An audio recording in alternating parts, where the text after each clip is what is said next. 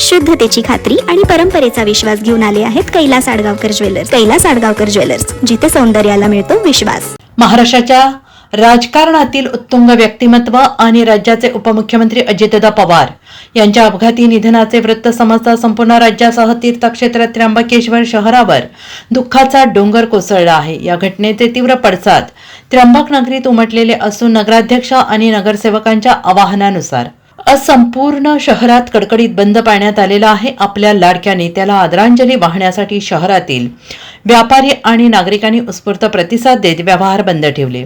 अश्रुपूर्ण नयनाईने आदरांजली वाहण्यात आली.